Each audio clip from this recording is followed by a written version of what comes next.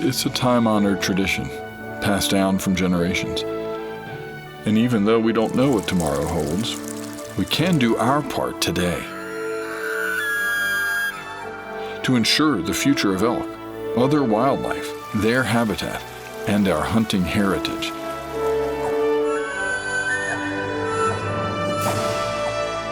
Join today and help us ensure the future. Well, welcome to episode 21 of the worldwide phenomena known as According to Flint, the podcast. Joining me, this is a person told me this is the most important podcast of my entire career that I will ever record. So joining me today in studio, getting ready for their appearances at the College National Finals Rodeo in Casper, Wyoming. Members of the Montana State University Bobcat Rodeo team, relatives of mine, Paige, which one? Paige and Shelby Rasmussen. My girls, I'm going to say your idea. Yeah. Your idea. Yeah, I'm taking all the credit for this one. Well, okay, because if it's really crappy, you're taking all the credit for this one. But this was, I mean, no, you guys, I got to say, the interviewing thing, you know, there's people, sports reporters and different people, especially across Montana, that when they need a rodeo interview, they go to you guys. Like, yeah, it's just kind of something we've always been, I mean, not always, but especially lately, we've always probably that you don't even remember. I remember you weren't born yet. No, I don't think you were born yet. But we were in Tucson, and I remember doing a TV interview, and you just sitting there watching. So this has always been something that the interview thing's always been a part of what goes on in our family, isn't it? Yeah, exactly. And now I've had experience on the other side of it, so I think it's way easier now to be interviewed because I have interviewed people, and which I think is just from a lot of watching and stuff too. So yeah, kind of cool to be on both sides of it. Remember when I've told you both, when you do an interview, the interviewer, I remember telling you, you don't just have to answer the question. If you're answering the question and you think of something else, talk about it. And you said, is that okay? Now that you've interviewed people, don't you see that you like when they just talk and you don't have to talk so much? Yeah, exactly. It makes everyone's life way easier. And you have now experienced what I have a little bit. You've interviewed cowboys, like high school age cowboys. Oh, you did da-da-da-da-da. What'd you think about, how do you feel here at Nationals? Good. Junior high national finals was a great place to start my interview career. They're scared to death. Yeah. I get Shelby interviewing at the junior high nationals. They don't know how to talk on TV, and a cute blonde girl, 10 years older or 5 years older than them, is interviewing him. They're flustered. Well, I used to be there because I didn't used to talk. So. You never spoke. I never talked. So it takes a while to warm up. It does. The years that you didn't talk, I affectionately call those the good old days. But me too. Yeah, all of us. Yeah. But let's first things first. Well, besides talking about interviewing, but thank you for coming. Yeah. Just finishing up getting horses shod and a goat tying practice not far from here. So caught you in town. Getting ready. Shelby, your second College National Finals Rodeo appearance. Paige, your first. And both of you last year kind of got wiped off the books because of, COVID. So technically you're first. You for sure had the college finals pretty much made last year. You had a spring to make up some ground, but that was last year. Everything, things for the majority of the country were heartbreaking last year. Everybody lost a little something, and those that didn't were outspoken about keeping the country shut down because it didn't affect them. But it was heartbreaking last year. It was really hard, and it wasn't just that we didn't get to go to the college finals that week. It was that, okay, where do we go from here? Do we keep working? Do we take a break? There was no motivation to do anything because there were no events coming up, and so it was really hard to just keep yourself positive and keep practices purposeful because everything was so uncertain. We had no idea where we were going to go next. Yeah, purposeful is a good way to describe how practice is supposed to be. Practice doesn't make perfect. Perfect practice makes perfect. Yeah. And we always talk, every time you practice, have a purpose. Always get a little bit better. But when you don't know, you remember the old Allen Iverson, we talking about practice? We talk, you gotta, I always wondered how it would suck being either on an NFL practice squad, which Alex Singleton talked about, or a red shirt in football where you just practice. It's hard. Yeah, we were headed to spring break in Arizona last year to get ready for rodeo season. We spent a lot of money to get, and obviously Arizona spring break is awesome, but we were spending the money to go get ready for college rodeo season at that point. We had calves down there, we had goats down there, and I remember driving through Utah and getting the email that we were online for school indefinitely, and it was like, oh, this is kind of cool. Well, yeah. And then like 2 days later, it was, we don't have Bozeman College Rodeo in the field house. And then it was like, we were going to have it. Wait a second. Mm-hmm. Yeah. And then it was, we were going to have that as the last rodeo in the spring. So, still a little bit like there, but it was just getting farther and farther away because then pretty soon it was like, okay, no spring college rodeos, but Casper's still going to happen. And then a couple days later it was, okay, no Casper. And then all of a sudden, nothing. No summer rodeos. We didn't even know if we would go back to school. And so you just kind of floating. You don't know where you're going. You don't know what to work towards. Yeah, you're either floating or drinking or both. Yeah, or both. But it was hard. It's, I remember it when it was me. Hey, we're shutting down for a couple of weeks. Mm-hmm. We did a show in Atlanta with no crowd. We're shutting down for a couple of weeks. All right. I'm kind of burnt out. I'm grouchy. My knees hurt. This will be great. Like 2 months later, same thing. What are we ever going to do?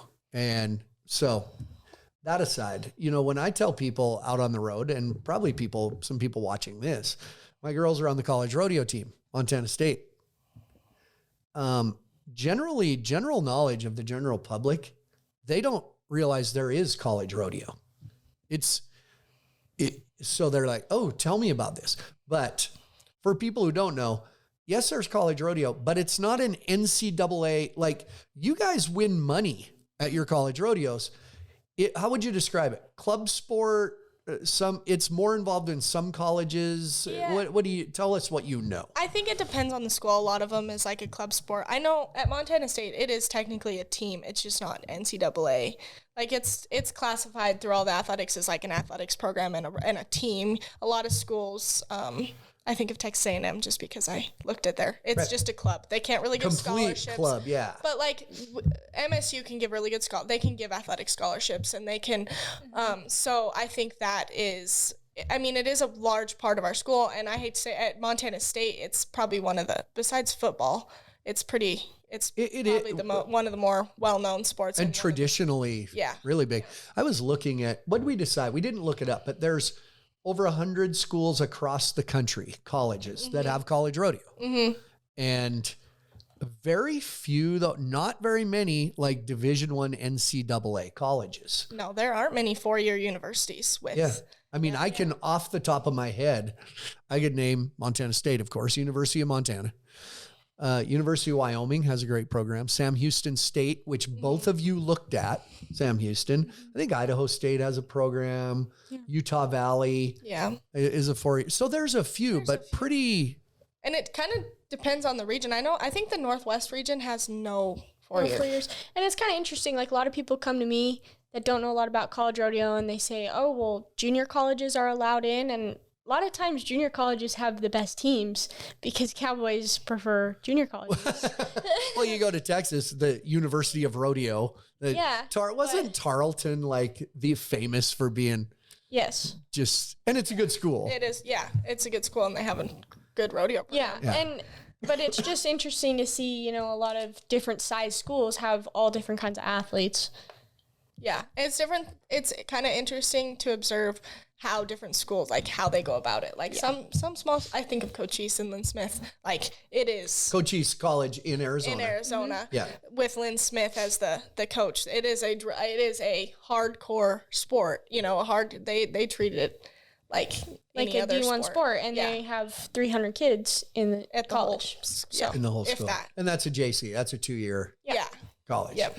But, point being, a lot of people just, it's not understood of how that works, especially if fans that I talk to that are from the East Coast, or even a lot of people in California don't understand. And one of a great program is Cal Poly San Luis Obispo, a major 4-year college. And they have some great rodeo cowboys have come up.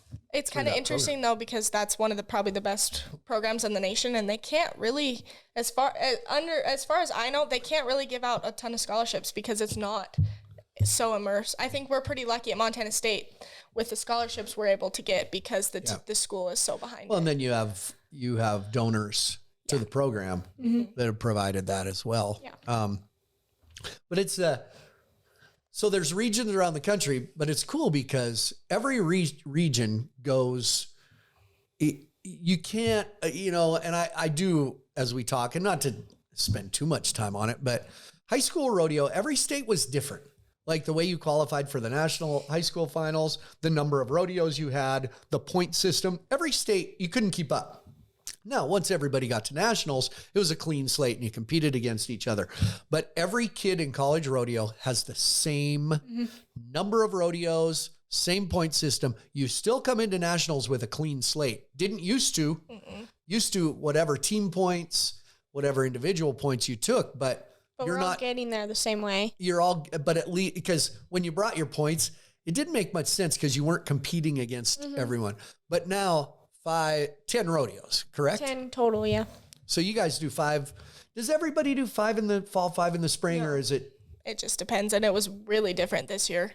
A lot of schools only had spring rodeos, but I know more regions. There are some that do mainly one-headers, and there's some that do all long and shorts. And then, but the points even out. Like we have a couple one-headers and then a couple long 2-head rodeos.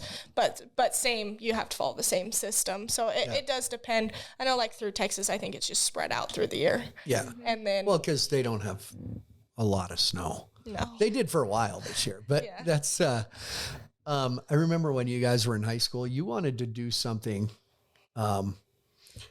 to show, because I wear a cowboy hat in an airport. Guess where I'm from? Texas. Yeah. And everybody talks about Texas, and it is the home of a lot of great cowboys. Now, I know by witnessing it, a lot of Texas cowboys moved there like from Montana. So we got to take that into account. But I remember in high school, you wanted to do a feature about how tough Montana high school rodeo kids were, because it could be raining, it could be snowing. You competed in the snow this spring at a college rodeo.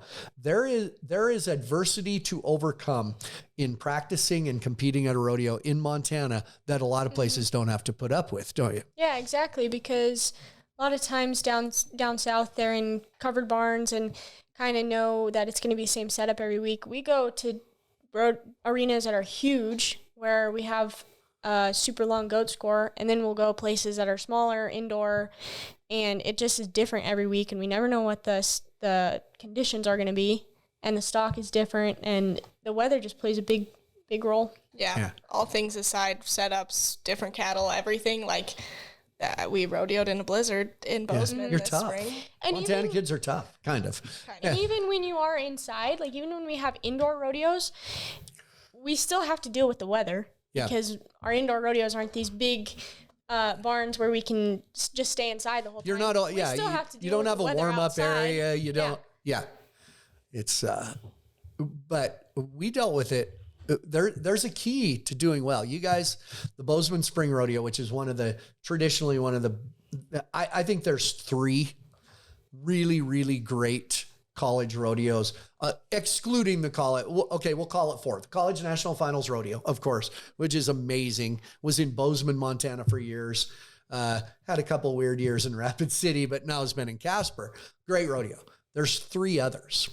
The Spring Rodeo in the field house on campus at Montana State, Tennessee Martin, is that the one? And Cal Poly in the football stadium. Yeah. It's not a normal thing. You guys couldn't be in the field house this year. Nothing was happening on campus. Yeah. You couldn't, couldn't gather people because universities, because COVID. So this year you're outside, it's a blizzard. Literally, it was a blizzard. But we went through this, and I coached you in track. And we talked about how you handle the weather and how you beat everyone else, right? Yeah, when the weather's bad, a lot of times people come out and they'll be shivering. This is stupid. I hate this. This sucks. Yeah, and if you just come out and you walk around and you say, no, it's a good day, it's not that bad, and you just don't let yourself shiver so much. And it's all about the mentality, because somebody's got to win in the bad weather. Somebody's going to do good. And so let yourself think that it's going to be you, and you just can't let the conditions get to you. Yeah. I've told you this because you were in track, but when I was in high school, the weather was really bad, which in Montana track, chances are good. I used to do very well on bad weather track days because I loved what I was doing so much. I didn't care. I just wanted to be at a track meet. Yeah. And so I beat kids and you called me. I don't know if you know. You probably know. You called me from, you're getting checked in or whatever at the office at the Bozeman Rodeo. It was cold. And you called and said, I'm standing outside the office and kids are complaining about the cold. I beat them already. I already won. And so, I don't know. I think like you guys, it's fun to go to Casper, Wyoming, and that's a great arena. The Casper Event Center is such a perfect spot for the college finals. You can focus. I don't know that kids that don't deal with that understand. You can focus on your event. You don't have to worry about, you guys sent pictures. Your horses were all saddled with blankets over them to keep them warm. It is work. And it's exhausting. It adds an hour to your prep time. All of a sudden there's so much more to it, so much more to warming up, so much more to getting ready, making sure your horses don't get hurt. That there's a whole nother level of prepare. Yeah. Going back and for purpose of this, not to spend a lot of time on technicalities of like point system, high school rodeo, college rodeo. It's interesting to me, but a little inside baseball. I watched you guys. It took a semester of college rodeo to cure yourself of how high school rodeo screwed you up in the way to rodeo. And high school rodeo is a great thing. It did so much for you. But as far as the way kids compete, it's not regular rodeo. You take your 7 best rodeos. I need my 7 wins to take 70 points to the state high school rodeo. Rodeo is not a sport of winning first all the time, is it? No, and it's not really high school rodeo. It's Montana high school rodeo. I hate to say it because there's a lot of states that do it like college rodeo, but and there's other states that do it like Montana, but that was a hard transition because we did have to do our 7 best rodeos. So that meant 7 10-point wins, And we would come home from a weekend of high school rodeo and you guys would be pissed because you would have 5 wins in the goat tying and you needed 7 to max, then you'd max out. Yeah. And you wouldn't win. You'd be third and you'd be pissed.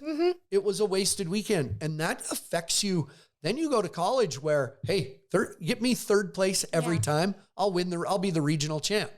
That's a hard mentality to learn really how to rodeo. Yeah. It's really hard to come out after that point system in high school and then get to college and play your own game. Maybe a girl comes out and draws a really good calf and gets a really good start on that calf and is able to be really fast. So maybe you draw a runner that you can't be fast on. You got to play your game. You can still place on that calf. You can't go out and just try to win because you have to play your game in college because all the stock is different. There's different conditions and everybody's on a different level still, mentally and physically. And so if you play your game and just chip away and place, you're going to be way more successful. That's good because what's the famous saying? In rodeo, the general saying of everyone that's world champion, do the best you can on the stock you've been drawn. In high school rodeo, kids didn't because they weren't accomplishing anything unless they got the win. And so it messed you up in both your technique, your mental, the way you go about it. You can give examples of great rodeo stars in pro rodeo that we've known that they've made a living winning 3rd. Yeah. Lisa Lockhart. She's made she's there's nobody can touch her as a cowgirl in professional rodeo. Hall of Famer when I get that changed, and you don't have to be a world champion in case she doesn't win a world title, which she still very well could. But there's been calf ropers in history. There's been bulldoggers in history. Somebody told me once, I'd rather win third every time than first every third time. Mm-hmm. I think that's you win third, second, third every time. You're a winner. At the end of the year, I'll get my buckle. Mm-hmm. And so anyway, the thing when I look at you guys, when you started junior high and high school rodeoing, I would go to a rodeo and I'd watch, and I do it to this day. When I go watch you at a college rodeo or watch online or whatever, I just think you ride a horse better than everyone else. Now, when you get to college, it's Shelby, I think I'm joking. Don't stare at me. But you guys, we'd be at a high school rodeo and it would dawn on me. I'd watch you guys every day out on your horses at home. So I took it for granted. Hey, good job. Nice barrel run. Nice whatever. We get to a rodeo and I'd go, you're just, not everyone, but across the board, better horsemen. And your mom, I remember your mom, Katie, she had you guys riding English. And that's like the best thing you could possibly do because it all starts with you and a horse, doesn't it? Yeah, I think so many, especially families that haven't been around it as much or don't have necessarily even like ranching background or something like that. But there's so many people that just they decide, okay, I want a rodeo. And they miss that whole step of, okay, first you need to learn how to be a horseman. And I think that's where a lot of people are missing something. And even if it works right away, you see it work right away and then kids fall apart. I think it's so much harder. And it's like having a broke horse. When something falls apart, it's way harder to fix it. It might work short term to not have those like kind of nitpicky horsemanship skills. Right. But if something goes wrong with a horse or with you have no foundation there. Mm-hmm. The foundation is what's important. More so than just the rodeo skills foundation, but the foundation of knowing your horse and knowing how to deal with an animal. Yeah. How many kids or adults have we seen? Hey, we bought Sally. We bought Sally this barrel horse, and such did real good on it. And away we go. We bought a trailer and a horse. And a few rodeos in, this horse starts to, because they just run it as hard as they can, it starts to blow up. Doesn't work. What do? Buy another horse? To have, like you said, that foundation of to go, what's going on here? Let's put it all back together. Mm-hmm. That is a step, like you said, that a lot of people miss. And I think it has helped my love for rodeo too, because I think so many kids, all they do is compete. I didn't compete that much when I was little. I was always around rodeo, but I was never. We never did the every youth rodeo. We didn't do any youth rodeo. No, I didn't even rope until I was an 8th grader. Like I really didn't. And I think that's where when things fall apart, competing isn't the only thing I know. I will say I would rather be on a horse every day than compete. Like I love to compete. I love to rope, but I love being on a horse and training a horse and learning. My favorite thing, I told her this at the Joe Beaver Clinic. Somebody had like this breakthrough with their horse in the box. I said, I think that's cooler than the girl who couldn't catch. I love horsemanship, and I think that's what's kept me loving rodeo because I've had a lot of up and down. Like I've had the highest highs and then year-long dry spells. And I think like we were taught, and it's what's made us love rodeo. We were taught how to love a horse and how to respect a horse. Mm-hmm. And it's always been instilled in us that the horse doesn't owe us anything. The horse is doing us a favor. And I think once people start demanding stuff out of a horse or saying the horse should respect me, I'm the rider, they respect me, that's when things start to fall apart. You have to have a mutual... Do this for me. That. Well, why did you do that? When it's usually the person. Yeah, it's a mutual respect. It's a bond between the horse and the rider. And your horse can feel that. When you're treating them like a machine, they're not going to want to work for you. Yeah. So I think it was, I'll paraphrase, Ty Murray. He was my first podcast in this project. And he went so passionate about horses. And he said, horses need and deserve a consistent source, a consistent stream, a stream of consistent information given to them in the right way so that they can learn it. And a horse going crazy, you can blame the horse. It's usually the person. Yeah. And like I said, that was before you guys went off and competed in kids rodeos. I mean, you had Big Zane and you had a pony that bucked you off. We kind of put you on some crap for a while. We didn't say, here's a $50,000 horse, go get him. Yeah. And we put you on some crap and that taught you a lot. Yeah, I wasn't one of those kids that showed up to the junior rodeo and it was like, oh, Shelby's here, she's going to win. No. Not at all. You know, I heard too, whether I told you this or not, people would come to me and say, you need to put Shelby on a horse that's kind of automatic and give her a chance here. Like, what does it matter in 6th grade? Isn't it going to matter when it means something, when she really wants to do it? So, because now she can ride anything. It doesn't matter if her horse is automatic. Right. She knows how to ride anything. But you did have a great teacher. Your mom is as good with a horse. Mm-hmm. I mean, what do I tell when your guys' barrel horses are kind of not working great? What do I tell you? Just let your mom get on him. That horse needs some mom time. Yeah. She needs some Katie time.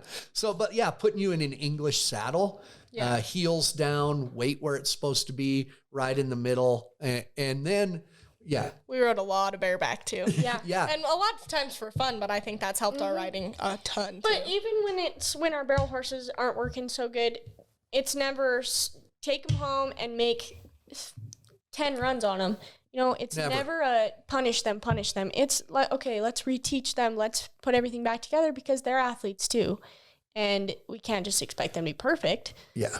Well, I use other sports as analogies all the time. Remember, I used to use track as an analogy with a horse. They got to warm up. They can't just get out of the trailer and run just like a track athlete. The other one was football. When kids don't want to do practice, and we use barrel racing as an example, but roping's the same way now with all the different contraptions to learn to rope. You got to do it slow. If you can't do it slow, you can't do it fast. How many thousands of times did your mom tell you that as I sat on the tractor ready to rake the ground? But it's like football. I coached football and I played football. Rarely do teams in football practice full speed, hit as hard as you can. Mm-hmm. You break it down, you do a walk through. Man, kids, they want to go fast. They're like Ricky Bobby. I like to go fast. And you get it perfect. I remember girls coming to our house for help. And Katie would help them. And okay, now make a run. Perfect run. Good. Nice job. She'd turn her back. Bam, they go again. Why'd you just do that? I think I needed it. No, you don't. You just tortured your horse. Mm-hmm. Now they're going to blow up again. It was always interesting for me to watch, but, and then you know what? I know this got to you guys. So then later you're at high school and we had some good horses. Yeah. So you go and win the barrel racing on a horse that at one time your mom had run at a pro rodeo. What do the parents say?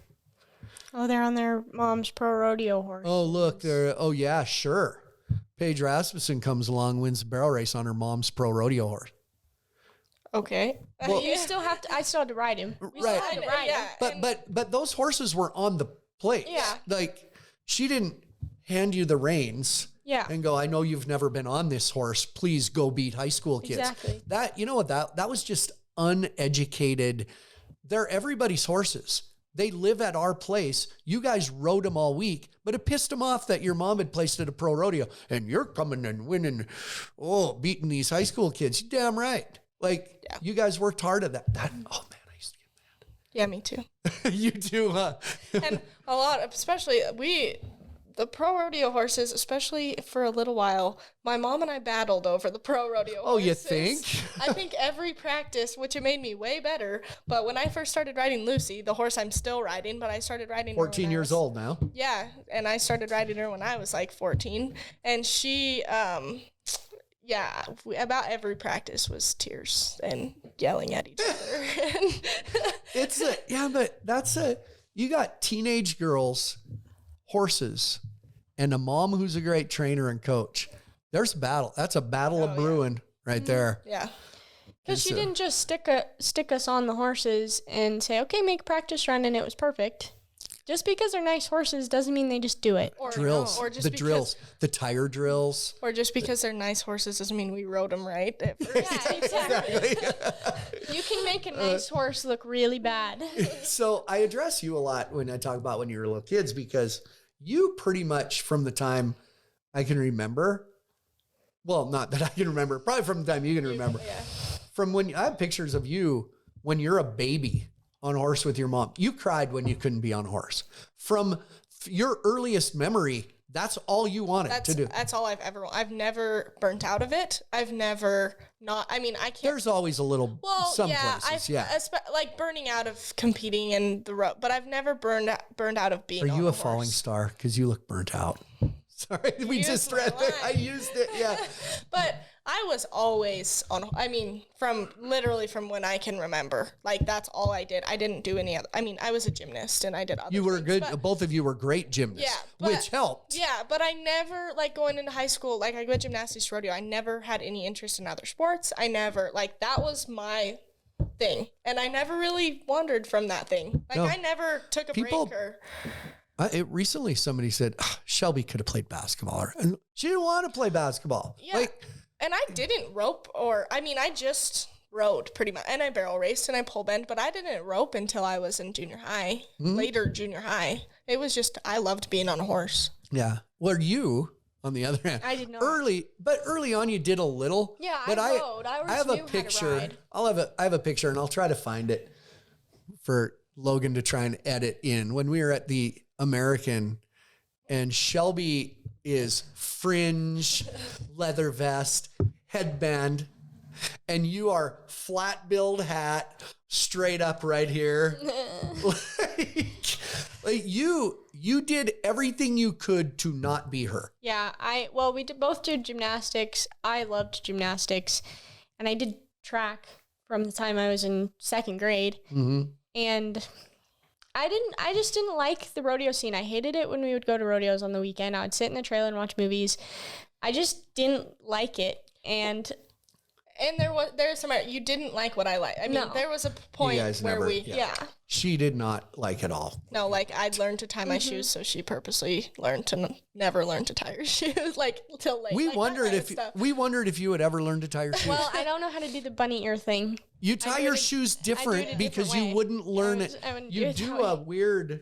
Yeah. It's amazing, and I can't get it. Yeah, it's pretty That's cool. maybe why she's such a good goat tire. Yeah. She's a We good. learned the Oh my secret. God! Yeah. We just got a breakthrough It came on the from- goat yeah, it tying. came from the shoe You tying. tie your shoes weird in Yeah. one motion. Yeah, exactly. Holy crap! Look at what we did. Do you have a pen? Oh my God, we just figured it out.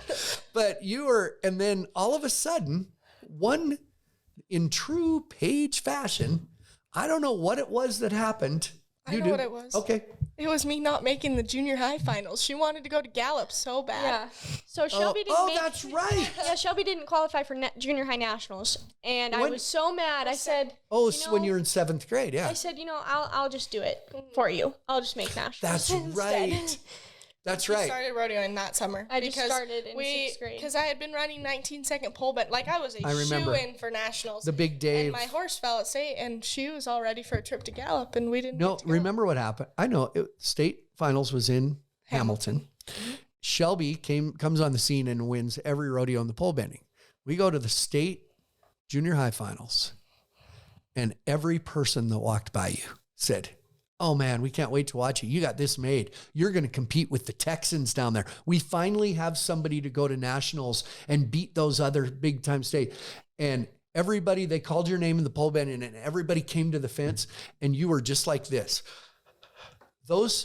I do fault that a little to a bunch of the other parents at that time. We were trying to be really cool, and they just kept, "Oh, we can't wait for you to be at nationals because you're going to do this."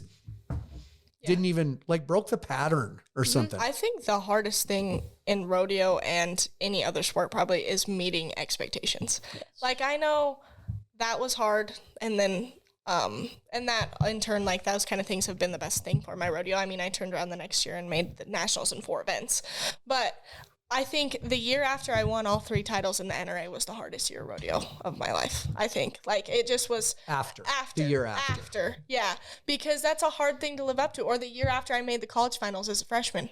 I had a horrible year the next year. I made the college finals in 2 events as a freshman. Only freshman. I think there's me and Sean Perkins were the only freshmen from our team to make the college finals. And then to go turn around in the next year, it was awful. Yeah, completely. And it's not always, a lot of it's adults and a lot of it's parents and grandparents. And they just think, okay, you're in now. You're never in. Rodeo, you got better learn to lose. Yeah. Better learn to lose gracefully because you lose more than you win in this sport. Yeah. Bull riding, so a guy rides 40% of his bulls in PBR. That's really good. He's still losing more than he's winning. Yeah. And so that was always important. Wasn't like, what do I always tell you? People will remember before they remember everything you accomplished in the arena, they'll remember how you treat people. Right. And so what happened to you guys? Like, what is your problem? But yeah, that's expectations and rodeo doesn't lie. It's still a timed event. It's still you're not rough stock guys. Yeah. So it doesn't lie. Well, we practice to increase our odds of winning. Yeah. But you can never completely get rid of the chance that you're going to lose. So we practice physically to increase our odds of winning, but then we also have to practice mentally to handle it when we don't win. Well, yeah, and go back to the pressure, rodeo doesn't lie. I'll be the first to admit I made college finals my freshman year, and that next year did not lie for me. Like, there were no excuses for not making the college finals for me, and that's just one of those things where I've had to get better mentally. I mean, even this year wasn't a stellar year for me, and I think that's not shutting down mentally, and I am a culprit of shutting down mentally. That's been hard. You've struggled with that. Yeah. Yes, especially lately. I mean, 16, 17, 18 years old were like, I was unbeatable rodeoing. Like, those were my years. And then to go and I haven't gone downhill, but I've had things go wrong, and that's a hard thing to keep plugging away on. Rodeo not lying. I was somewhere having a drink or some food somewhere here in Billings recently. And by recently, in the last couple months, 3 months. And there was these 2 older ladies sitting, and they were rolling that night. Hey, you look familiar. And they started talking, and I was just by myself. And said they figured out, you're that rodeo guy. And they were asking about my kids. And I said, my girls are on the rodeo team at Montana State. Oh, well, that's sure advantageous for them. I said, well, what do you mean? Well, they have such an advantage having you as a dad. They didn't understand the sport, for one. So such an advantage having you as a dad with all the people you know and the ins and outs. I said, what do you mean? I just kept, well, with all the connections, they're obviously going to be successful in rodeo with all the connections. I said, you can have all the connections you want. Yeah. But it doesn't lie. I think your connections have made her the region champ goat tying. Right. Well, I rigged the timers, but that's frustrating to me. Well, and sometimes people just assume, if you have the connections or you have the rodeo name, you're automatically in. But that's actually a disadvantage because you have that to live up to. It is more of a disadvantage to have all the opportunities and the name and the rodeo background than it is. You have more of an advantage if you just start from the bottom and nothing. Because I've heard there's no expectations. I've heard parents, oh yeah, here they come. I remember, and he was a friend of ours who said it, but I remember Jess Lockwood, he was riding in the PBR his first spring at 18, and he needed to make the state high school rodeo. So he was I remember he went to Three Forks, the high school rodeo, and he was always with the guys behind the chute. And this parent said, oh yeah. And then Jess Lockwood struts in here like he's God's gift to the world. And I said, did he? And the guy looked at me and I said, did he? Or did he walk in and take his gear bag behind the chutes and help the young kids with what they're doing? What did he do? And I think the biggest thing in high school rodeo is, this is a big shocker, parents. Like people who don't know me very well say, you ever clown any high school rodeos? And I always say, just the ones for orphans.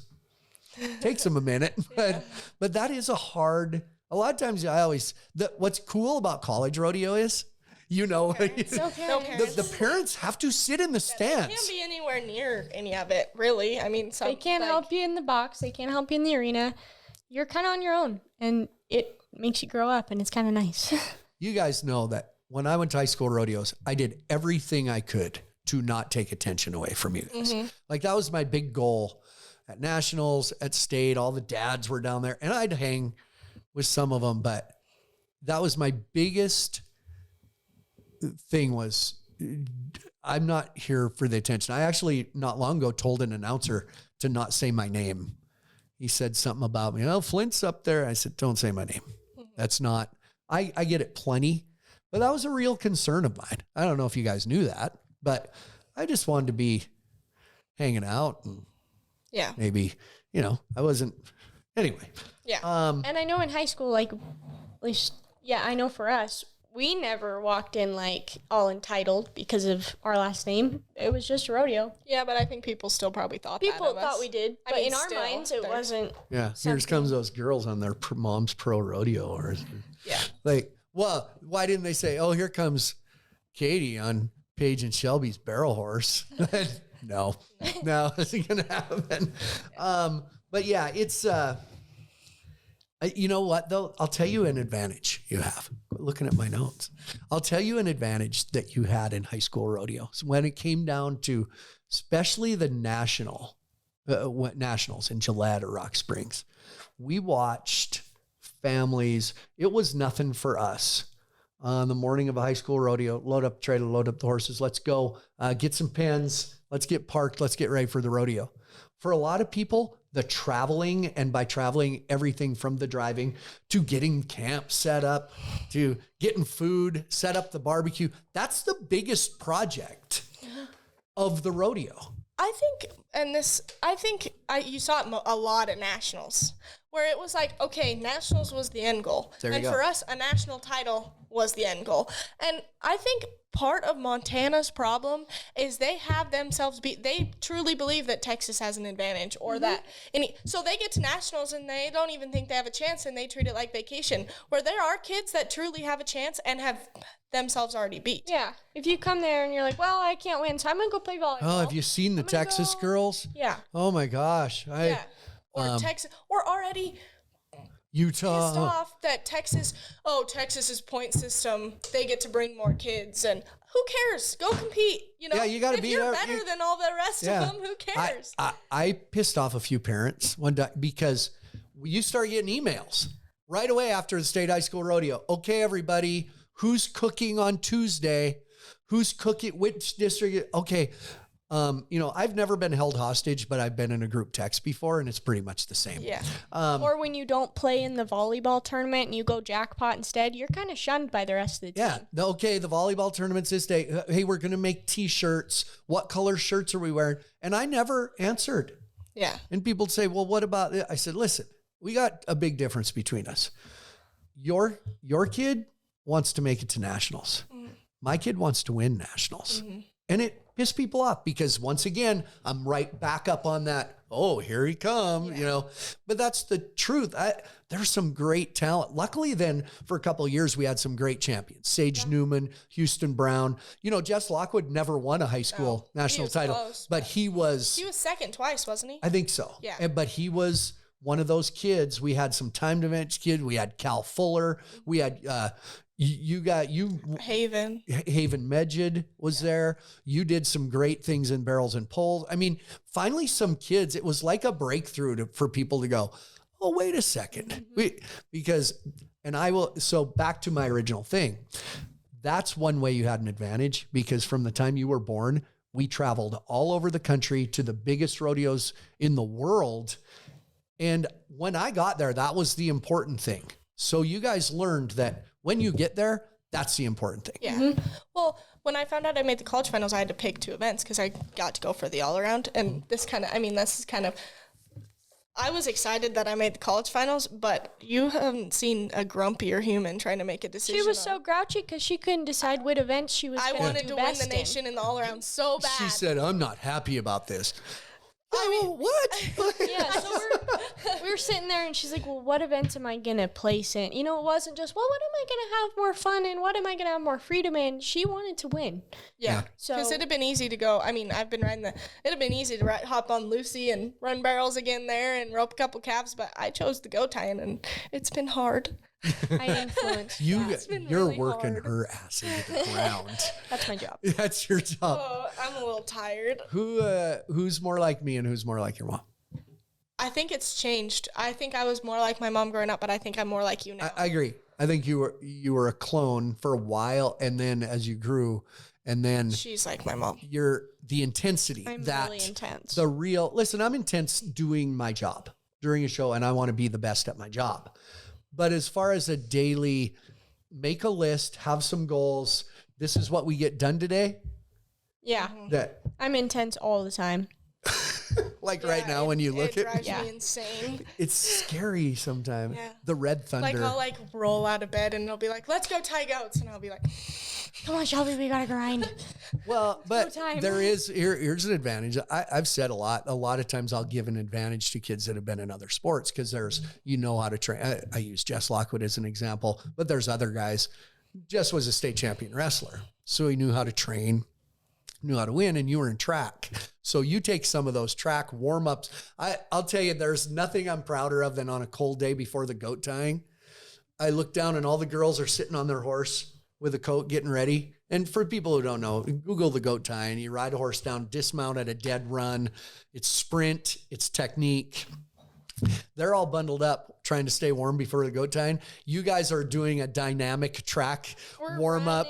You're running, stretching. you're doing all the dynamic warm up stuff that we learned in track. And she's got you doing it. Yeah. Huge difference. It's not just physical. I mean, it is because we got to be warm. Our muscles got to be stretched out, but it's also mental. Like if I don't do my certain warm-ups, if I don't do 3 sprints, if I do 2, my mental game is off. Because you're a little OCD too. A little bit, but it's about the mental. I feel prepared. I know that I've done everything I can, and now it's just time to make my run. Talking about traveling and how that's secondary now in your life and when you were in high school. I remember you guys being so oblivious to crowds. Like we have a picture of you guys in your little kiddie wading pool. And I know exactly where it is. And you're going, and you're knee deep in water. We're right outside the main grandstand in St. Paul, Oregon. And there's like 15,000 people walking by going to the rodeo. Oblivious. Yeah. You guys... I will say I would rather speak in front of a crowd than like 5 to 10 people. Me too.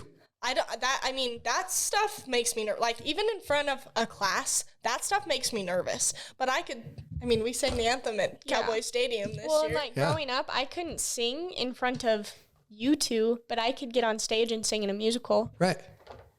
Yeah, I know. Yeah. Yeah. The anthem thing has turned into a good gig for you two. We got to work on that. We got to get you singing at Casper one night. True. We're kind of going to be Well, I have connections. little It's busy sure at to be. Casper. It's sure. Yeah, you guys, that's we the may bad be thing. in about every performance, but Yeah. between 2 events apiece. But 2 events apiece. Yeah. But you had the thing about traveling when you guys were little kids, people would say, isn't it tough on you guys? No. What was tough on our family? My biggest regret in life is my family, not working out. Because when we were together, oh yeah, there was no issue. We had a motorhome. Mm-hmm. I'd come home from a Saturday night performance in Reno, and I'd come in the motorhome. You guys are crashed out. Your mom's watching TV. You guys were oblivious. Like you just went to bed when you were supposed to go to bed, and you watched a movie. And I do remember at Bremerton, Washington, though, our motorhome was parked sideways. Sorry, I know these guys will appreciate it. Sideways, and the side window opened, and there was a drill team on horses. And the song was the Gretchen Wilson, "Let me get a big hell yeah for the redneck girl." And I looked down, and these 2 little girls are leaning out the motorhome window going, "Hell yeah, hell yeah." I'm like, oh my God, whose kids are those? And you're in your PJs. Like, hell yeah. Just like 5 years old. It was like, I'm so proud.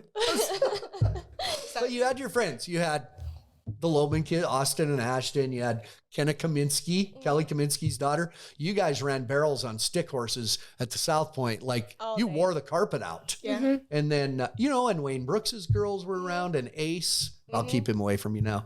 Cassidy McKee was always around. You had his probably better friends, And much like myself. Still good friends. Still good friends. Yeah. Forever. Yeah. And that's how rodeo and bull riding is to me. Those are, there aren't better friends. No. Because you're going through the same thing. Yeah.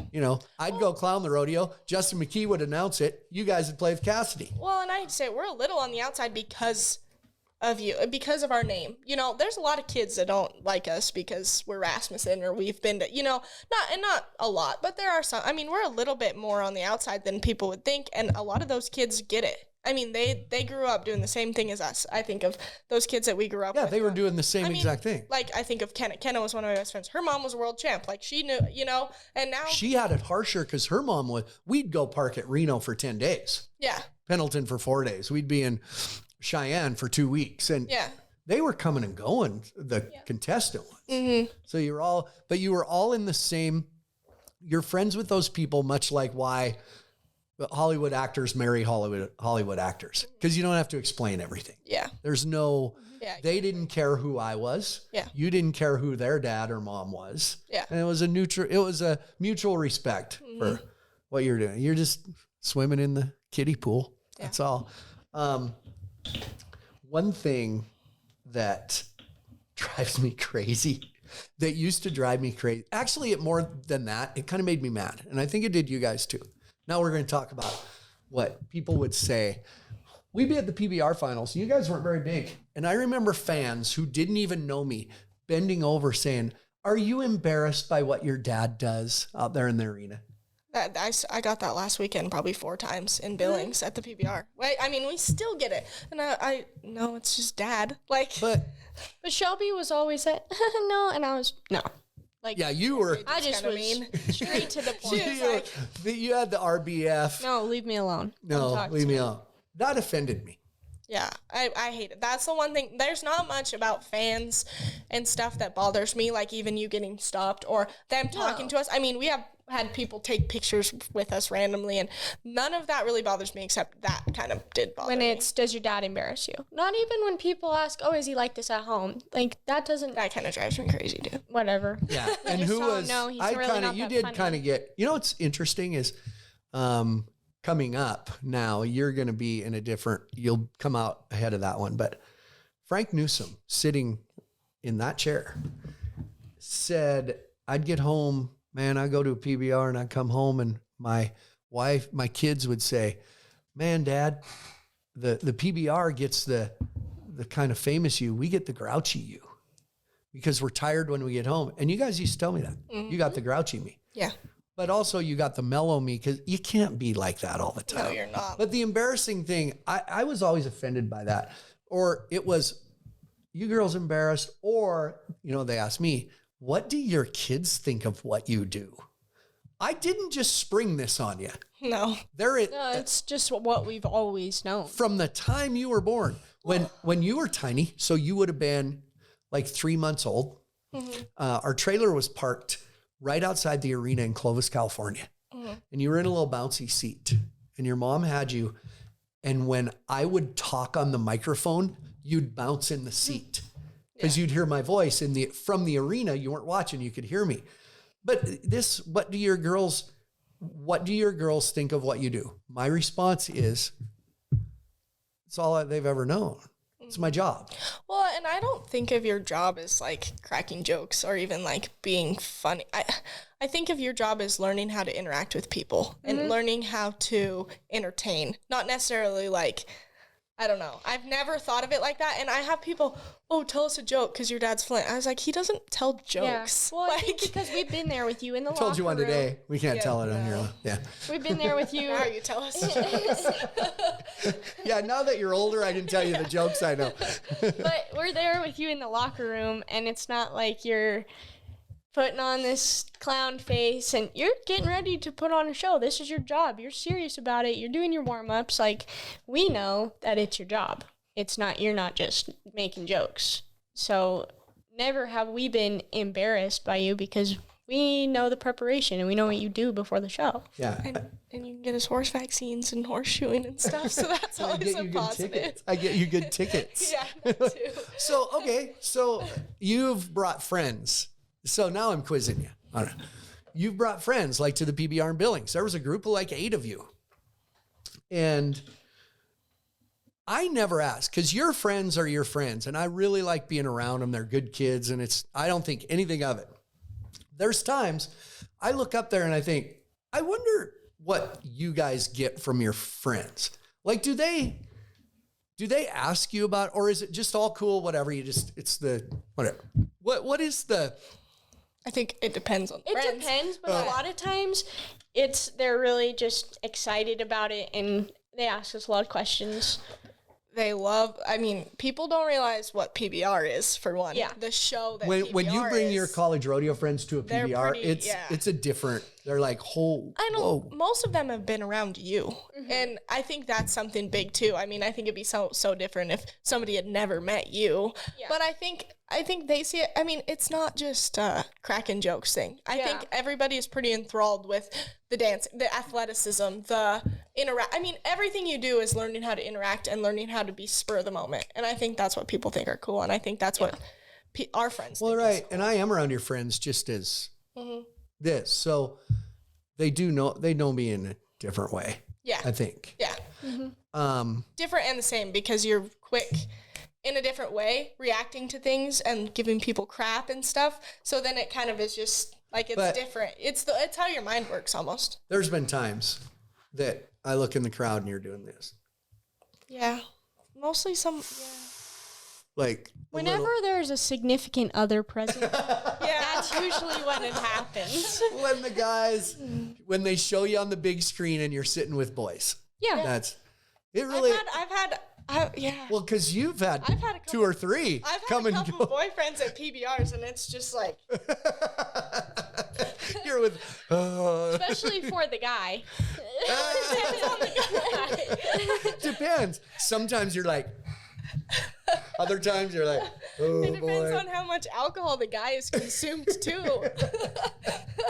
Yeah, that would be pretty much. Okay, is there anything can do in the arena that, because I do look up at you guys when I'm there and you're just watching. Is there anything I do that just freaking cracks you up? Like, holy crap, that was funny. I don't think I thought when you roped the bull at Billings, I was like, Paige, what did he just do? That was awesome. We were going crazy. The sign that was like, you did it. Like, yeah, the girl had the sign that said, quit giving the bull roper a bad time and do it yourself. Or are you scared? Yeah. And then you roped a So I take Dustin Bird's rope, complete what we call shithouse luck. Oh, yeah. 3 bulls later, it's a muley and lopes right by the shark cage thing. I'm salivating like, oh yeah. And I kind of slick neck nodded him. I nodded him, as we like to say. I don't think I've ever been so surprised in my life. And I Shut up. I had a couple beverages in me, so I was like, Paige. I was just blinking like. Then the girl turns her sign around and says, we knew you could do it. Like she was planning ahead, this little girl. She had way more faith in you than we did. I will say that. Yes. So here's what that did for me. All the times I give you little tips roping, now you know. So now you know. So he's going to find, no parents at Casper is probably a good thing. Stay away. I roped him though. I slick necked him. So, well, good. But otherwise, I think you guys are like me. And I told Justin Rumford this on our conversation. Things that make me laugh are things that catch me off guard. Mm-hmm. Not just a joke, not just, but the way it's presented and things that you see that you go, holy crap, wait, that's entertaining to me. You don't have to belly laugh, but that's entertaining. Yeah, and the interacting off of different things, like something super random in the crowd or something somebody does, or even with different bull riders, I think that's way funnier. Like, obviously we love, you're like, at like the Australian bull snake or the boneless chicken, like that stuff is obviously funny and makes you laugh. But I think the stuff that is like impressive, and I find impressive, is like the different things unscripted that you didn't know was going to happen either. That's the best. I'm trying to think of. Well, there's little things that people in the crowd will do that, Because of a lot of clowns or entertainers, if you will. You're welcome. They can't do that. They can't bounce things off without. I'm not a writer. I don't write material. I just whatever. And I also don't think I've ever called you a clown in my life. Like, people ask, what do you do? And I'm like, my dad's the rodeo, like he's the guy. Entertainer. You can. It doesn't matter what you call. No, I know, but I just don't think of you like that. Even when you were like a rodeo clown. I get a lot from people. Oh, so does your dad fight the bulls? Like, oh, it doesn't matter. I know. I just the other day had to, oh, geez, how are your knees? Your body must be beat up. Someone who I kind of knew that I thought, like, I'm not. Maybe we should all just start going with it. I mean, it make you sound cool. Like, I'll tell you what, he's in a wreck. He's in a wreck last week. That one old boy hung up. He jumped in there and got the tail. I don't know. I can give you some lingo. Why not? If you want to go with it. It's amazing. It was always amazing to me when we lived in Shoto, which proud to be. You were a Shoto Bulldog but it always amazed me, everybody thinks people in Montana just common sense, just know everything about rodeo. But it's harder in Montana to explain things because people have a preconceived, they think they know about rodeo. And I think to this day, I don't know that a lot of people in that town really know what I do. They think I'm a bullfighter. You still running from bulls? Well, to get up on the fence. I mean, I still don't think people really understand. Even college rodeo would fit into the same thing. I don't think people understand. A lot of those people have only been to the Shoto rodeo, 4th of July rodeo. They don't know the big stuff out there. We could cover a lot. I mean, I like to hear what you guys, we've never really sat and talked about how you are. Like, it surprised me. You said to me one day, I don't remember that. Something about, I referenced a rodeo. Because to me, 2005, the last year I rodeoed hard, wasn't that long ago. Yeah, I don't really remember you rodeo. I remember I remember living in the motorhome. I remember going down the road. I don't really remember the rodeo. I don't remember your in arena stuff. Like, honestly, like, just being honest. Get in line. But we saw the piano act at Livingston PBR a couple years ago, and that was the first time we'd seen it. And since I was scared of it when I was a little girl and your piano caught on fire. And that was a main part, the Lord of the Dance and that's the only act I remember too. The Great Balls of Fire. And Lord of the Dance. Yeah, and that was still kind of do that, but that was going to be my question: is what's your first? And I do sometimes feel bad about that you're so involved in rodeo, and I didn't keep rodeoing longer where you were older and could really take that in and have good memories of being at those big rodeos. But that'd have been hard too, because then we were in school and we were doing our own thing. I mean, there's both sides of it. Yeah, because listen, you guys were oblivious to the fact that, in a year we'd go to Tucson and we go to Reno and Calgary, Cheyenne. I mean, there's people don't get to go to those once, but you guys, that was just you guys. Whatever. How many years did you work Cheyenne? And like you worked up through 05. I went to Cheyenne this summer and roped at that World Series. And that was like my first memory of being in Frontier Park, like riding my horse into those arenas. And I know I had been there, and I know, but that was like it was like the coolest thing ever, even though I'd grown up going to places like that. Yeah. That was, and I forget that because we have all these pictures of you guys in the motorhome with Deuce and the pools. And then I think back to when I was 5-6 years old. I don't remember that much either. No, I remember, for some reason, I remember St. Paul.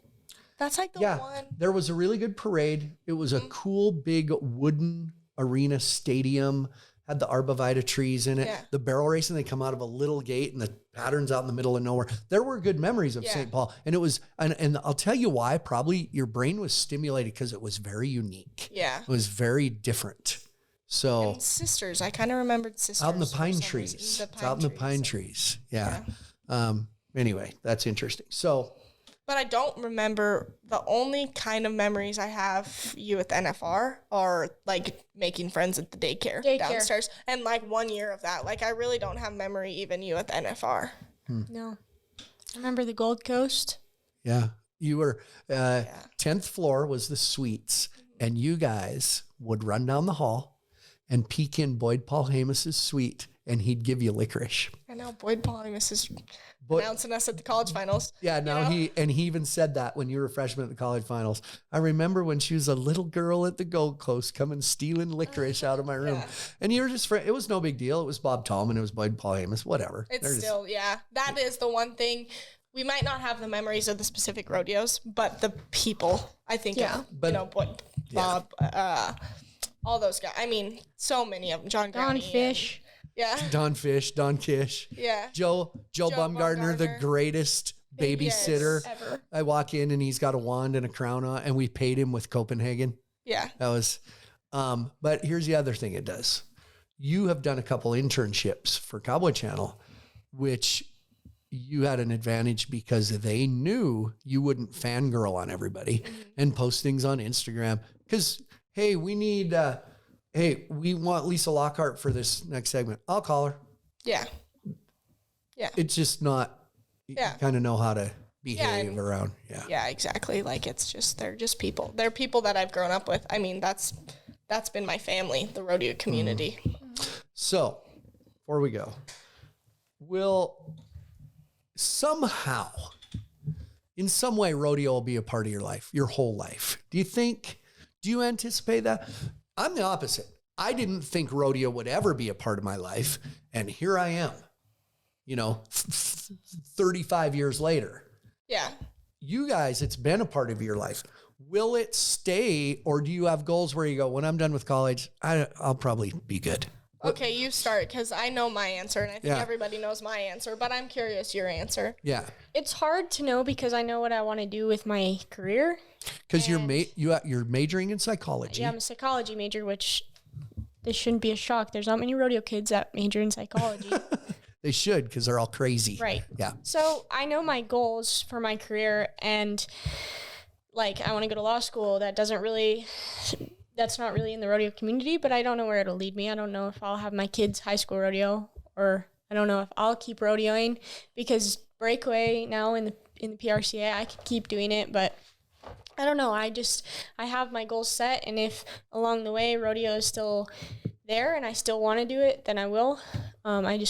I love it still, so I'll keep doing it, but I know where my goals are going to take me. So you just graduated MSU in marketing. You're trying to make a decision. You have some options, whether to go to grad school or take some work in the Western sports industry, possibly, but it's never. It's never. I'll always be in the West. I'll always be in the rodeo industry, whether I'm working in it or I'll probably always be on a horse. Maybe there'll be a year or two where I can't afford to be on a horse can't afford to haul a horse, but I'll always be in the rodeo industry. There's no doubt in my mind that I won't be a part of it in some way. I'm probably, my biggest goal career-wise has always been, well, not always, but lately, past couple of years, has been to work in the Western sports industry. I was business. Well, at first, I've been a lot of different majors because I was an equine science major because I just knew I liked horses. And then I was accounting major because it was something I could do and ride horses. And now I want to work in the Western sports industry. I want to work in marketing and broadcast. I love broadcasting. I love being on camera, but I love it in the Western sports industry. You talk about someday when you have kids. We never pushed it. No, you not went at all. and we just let you hang back, and then when she pissed you off, well, fine, I'll make that a junior high final. So yeah, I don't know. Like, I look at, like, if I was starting, they ask pro football players and basketball players that a lot, or movie stars, would you push if your kids wanted to do this, would you let them do it? And a lot of people will be like, whatever they want. I guess that's how I feel. Because rodeo, there are a lot of world champions that retire with nothing. Yeah. It's a real trap into that direction if you allow it to be. Yeah. There's a lot of them nowadays doing better. The rodeo community and the rodeo industry is awesome, and it's such a great world to be a part of, but it's easy to get sucked into the not so awesome about it. I mean, you have to be careful in the rodeo industry, and not only just money, but even morals and like what you're getting sucked into being on the road and being in the spot. And we're not in the spotlight like any other sports. Like we're not. It's but not it's like, still in our little niche. It is. Yeah, I think it's so easy to go down the wrong path in the Western sports industry. And let me tell you something. I've always said, growing up in a town of 1,600 people and then performing in front of Madison Square Garden, there was no handbook how to navigate that. Yeah. But hopefully nowadays there are some handbooks. Yeah. There are people out there trying to say, hey, be careful of this.